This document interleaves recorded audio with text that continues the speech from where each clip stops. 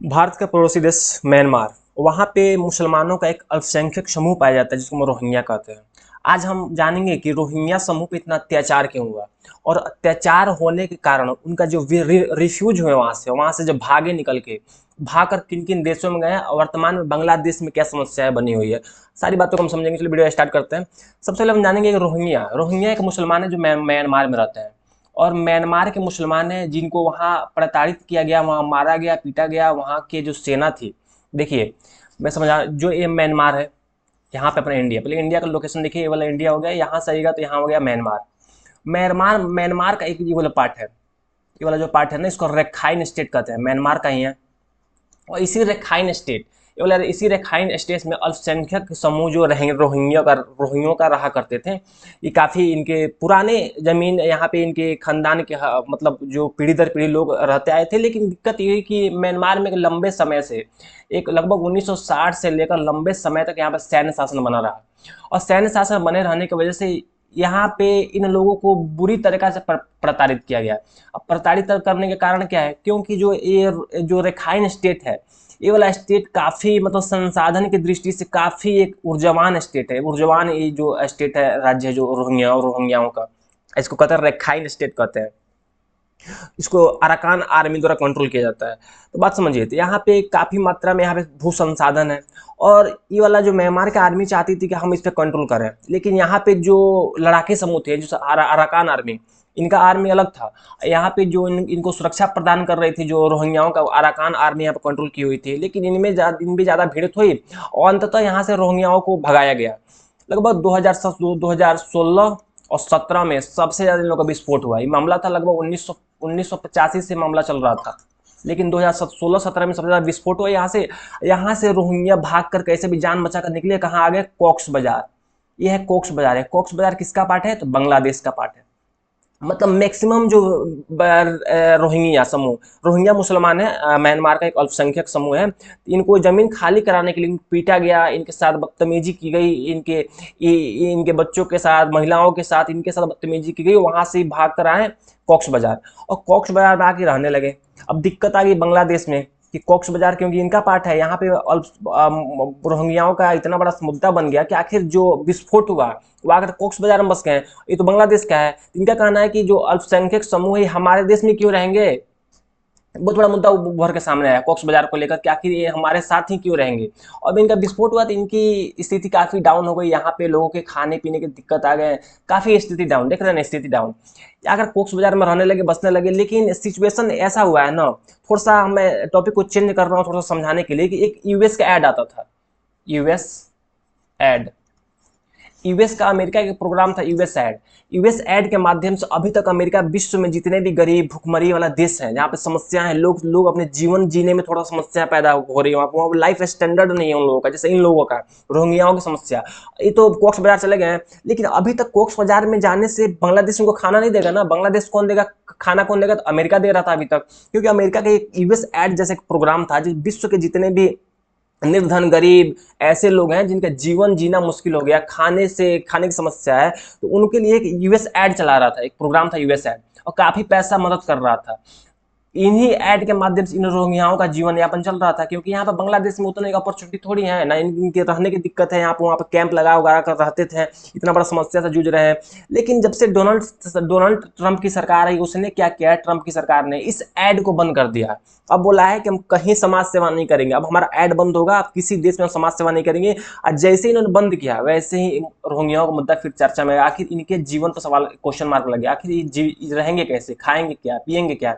फिर United nation ने सोचा कि आखिर हम क्या करें, इन लोगों के लिए क्या करें। इन लोग जो विस्फोट हुए हैं, विस्फोट होकर अलग अलग देश में जब फैल गए हैं जाकर, तो इनके लिए क्या करें। जैसे इन विस्फोट हुए, यहाँ से जब था ये वाला हो गया म्यांमार, ये वाला रखाइन स्टेट, जब यहाँ से विस्फोट हुआ तो यहाँ से कुछ हमारे इंडिया में आ गए, मैक्सिमम कॉक्स बाजार बांग्लादेश में चले गए, कुछ यहाँ से थाईलैंड पहुंच गए, कुछ श्रीलंका चले गए, मतलब पूरा विस्फोट हो गया। लेकिन मैक्सिमम कहाँ है, बांग्लादेश के कॉक्स बाजार में है, समझिए।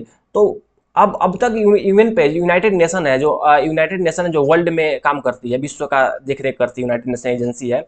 इसने कहा कि आखिर इन लोगों के लिए, इन लोगों का कैसे जीवन यापन होगा, इनके लिए हम क्या करें। उन्होंने एक उपाय लगाया और कहा कि जो अंतर्राष्ट्रीय लेवल पर एक जगह है जिसका नाम है बसान चार। बसान चारा की है क्या? बसान चारा देखिए अपना देश हो गया, ये हो गया बांग्लादेश, ये हो गया इंडिया, ये आपका ये इंडिया का पार्ट हो गया, और ये हो गया बांग्लादेश हो गया, बांग्लादेश हो गया, और बांग्लादेश देख रहे हैं, और इसी बांग्लादेश का एक पार्ट है, यहाँ पे देख रहे हैं, हल्का देखिए यहाँ पे, मतलब आप लोग देखिए ध्यान से, ये वाला पार्ट है ना, इसको कहते हैं हम बसान चार। एक आइलैंड है, बहुत ही छोटा एक आइलैंड है, जो अभी किसके कंट्रोल में? बांग्लादेश के कंट्रोल में। यूएन ने कहा कि जितने कॉक्स बाजार में जितने लोग, जितने रोहिंग्या आकर यहाँ बसे हुए हैं और जिनको रहने में खाने में दिक्कत हो रही है, उनके लिए जीवन यापन का सबसे अच्छा साधन हम व्यवस्था कर रहे हैं, क्योंकि इनको हम ट्रांसपोर्ट कर रहे हैं कहाँ पे? यहाँ पे, यहाँ जाके बसान चार कर रहे हैं, अपना जीवन यापन कर रहे हैं। इनको मतलब भूभाग, यूएन बोला है कि भूभाग हम इनको दे देंगे। बात समझिए, ये वाला भूभाग है बांग्लादेश के कंट्रोल में।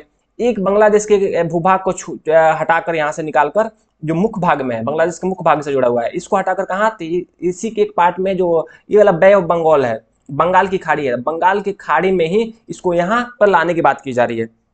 लेकिन ध्यान से समझिए, क्या बांग्लादेश वो दे देगा? आराम से तो नहीं देगा, कोई अपना भूभाग देने के लिए तैयार नहीं है। और दूसरा मुद्दा ये कि बहुत सारे मतलब वर्ल्ड मेट्रोलॉजिकल ऑर्गेनाइजेशन डिपार्टमेंट है, आईएमडी है, चाहे डब्ल्यूएमओ है, जितने भी ऑर्गेनाइजेशन, वो बोल रहे हैं ना कि जब मानसून वगैरह आता है, जब बारिश का मौसम आता है, जब बे ऑफ बंगाल का सी लेवल बढ़ता है, तो ये वाला जो बसान चार है लगभग आधा डूब जाता है पानी में। अगर यहाँ पे आप लाकर बसाओगे उन रोहिंग्याओं को, तो उनके जीवन ऐसे ही खत्म होने वाला है, क्योंकि जैसे पानी में डूबेगा फिर फिनिश हो जाएंगे, ऐसे ही मर जाएंगे जाकर वहाँ पे। तो इससे अच्छा कुछ अस्थायी उपाय खोज जाए, अस्थायी उपाय खोज जाए, लेकिन अभी तक कोई अस्थायी उपाय मिल नहीं रहा था। लेकिन अभी समस्या बनी हुई थी, क्योंकि ये रोहिंग्या बहुत ही एक समस्या से जूझ रहे हैं। लेकिन हमारे पास एक उपाय है। अगर इंडिया सोचता है तो इंडिया का जो नॉर्थ ईस्ट का रीजन है, उस सबसे अपॉर्चुनिटी लेकर आया हुआ है।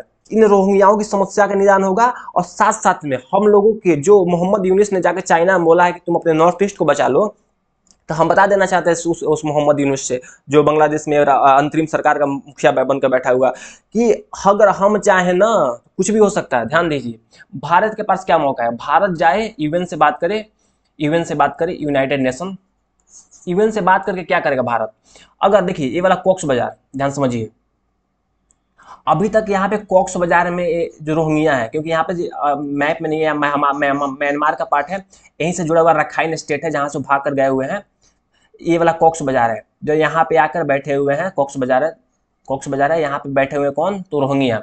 अगर भारत चाहे, तो भारत अगर कोशिश करता है, तो ये वाला जो बांग्लादेश का जो पार्ट है, ये वाला जो पार्ट है बांग्लादेश का, जो रेड कलर में मैं दिखा रहा हूँ आप लोगों को, ये वाला जो पार्ट है, अगर ये वाला पार्ट को काट कर यूएन के मदद से, अगर यूएन, देखिए हम यूएन का जो बसान आइलैंड देने वाला है, बोल रहा है कि दे देंगे, लेकिन अगर इसी पार्ट को अगर हम काट कर, अगर हम बांग्लादेश से अलग करके, इसी पार्ट को हम बांग्लादेश से अलग कर अगर हम लोगों ने इस रोहिंग्या समूह को दे दिया, तो दो फायदा होगा। एक तो इनको परमानेंट रहने के लिए घर मिल जाएगा, और दूसरा, जो हमारा त्रिपुरा है, अभी तक लैंड लॉक था त्रिपुरा, वो त्रिपुरा मात्र यहाँ से 15 किलोमीटर का उसको एरिया चाहिए। अगर 15 किलोमीटर का हमको एरिया मिल जाता है, तो हम लोग आ जाएंगे इंडियन ओशियन में, बे ऑफ बंगाल की खाड़ी में, और सीधे समुद्र से लीक हो जाएगा। तो हम लोगों को यहाँ से सीधे आने से रास्ता मिल जाए। अभी तक मोहम्मद यूनुस ने जाकर बोला है चाइना में कि तुम लोगों के पास, मतलब इंडिया के पास जगह नहीं है, कि यहाँ पे तो चिकन नेक है, और यहाँ आने के लिए, अपने नॉर्थ ईस्ट को सुरक्षित करने के लिए तुम्हारे पास मेरे अलावा कोई रास्ता दे ही नहीं सकता। तो यहाँ पे उपाय है, अगर हम लोग त्रिपुरा को यहाँ लाकर लिंक कर देते हैं, अगर इस भूभाग को अगर हम लोग काट कर, अगर यूएन की मदद से, अगर अंतर्राष्ट्रीय लेवल पर इसको काट कर, इसको अगर कॉक्स बाजार को हम परमानेंटली ऐसी रोहिंग्याओं समूह को दे देते हैं, तो हमारे पास फायदा होता है कि यहाँ से भूभाग निकाल कर अपने इंडियन ओशियन में आ जाएंगे। जैसे हम इंडियन ओशियन आएंगे, वैसे अपने राज्य को सुरक्षा के लिए, उसके बाद से क्या बोलेगा मोहम्मद यूनुस, क्या बोलेगा?